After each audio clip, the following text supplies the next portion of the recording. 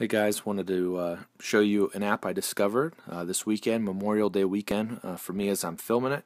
It's called Smoked. It's got an exclamation point at the end. Saw it featured in the barbecue section. I typically am not too interested in these apps, but this one caught my eye, mostly because I've been thinking about doing an app like it, and these guys beat me to it. So part of me is excited, part of me is bitter, but I'll get over it because it's a really helpful tool that I think is going to make anybody's barbecue better that uses it. In essence, what it is, it's a pretty streamlined and straightforward journal for you to keep track of the things that you're doing in terms of barbecue. Now, it's got a bunch of other features too, but that to me is why it's worth the $1.99 they're charging for it. So let's walk through the example so you can get a sense of what it does. You title your smoke. In this case, it's just beef brisket. Gives you the date that you did it.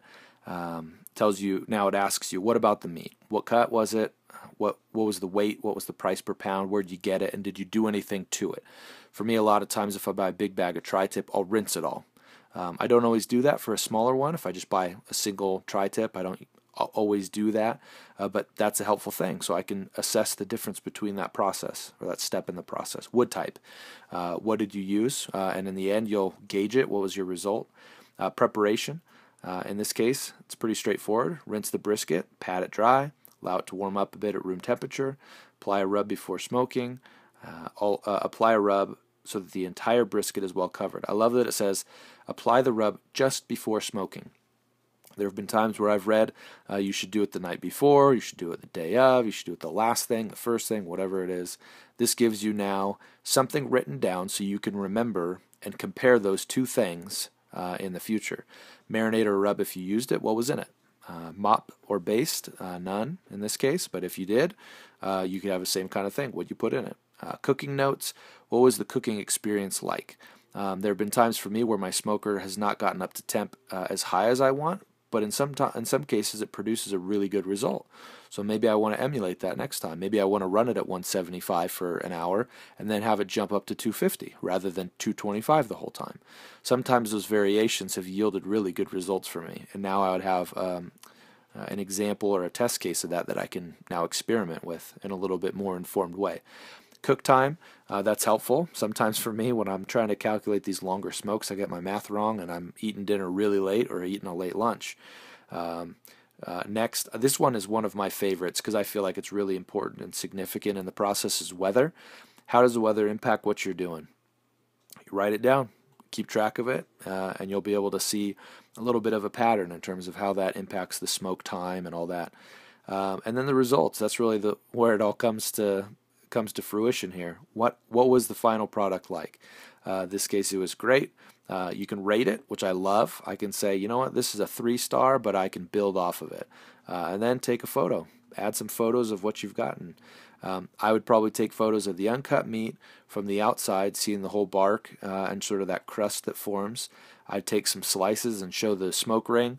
And then just for kicks, I might even throw a whole plate together at the end and take a photo of it. But that's that. I mean, it's pretty straightforward. I'll show you in the process of adding a new one. We'll just hit the plus sign. Now it says new journal entry. Then you title it, and then all of the information. It's really just a nice, convenient form that gives you all of the fields you need to capture the information you need. And then at the end of it, boom, drop a rating on it, hit the camera, pulls up. Where do you want to pull something from? Camera or from library? Grab your image, you're good to go. And you could add multiple images, which is a fun thing. I love it because I know for me, if I have a journal, pad of paper or something, I don't always know the right information to write down. So this gives you a framework for you to write down information that's helpful. So again, I mentioned before, the journal itself to me is worth the $1.99. It's super helpful for me. But then they also have a recipe function or category that in essence is the same thing. You make a recipe, you rate it, you give your directions, ingredients, your yield, all that, and a photo to go along with it. Well, that's great because there's a stretch of time where I was experimenting with a bunch of barbecue sauces, and to be honest with you, I could find all the files where I wrote down my recipes. I have no idea what was good and what wasn't because I didn't have something like this. It was really straightforward and easy to do. Because when you're in the middle of preparing a recipe and kind of experimenting, you just want to keep experimenting. You don't want to sit down, write everything down.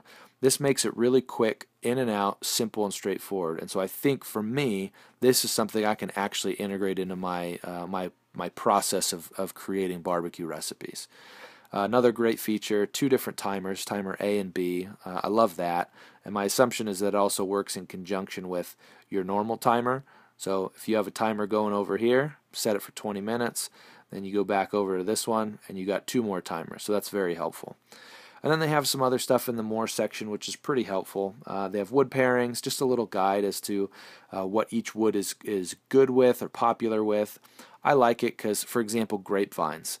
If I come across some grapevines, I may not know what to do with them because that's not something I commonly buy or use. But it's good to see that here's some common pairings that it's good with.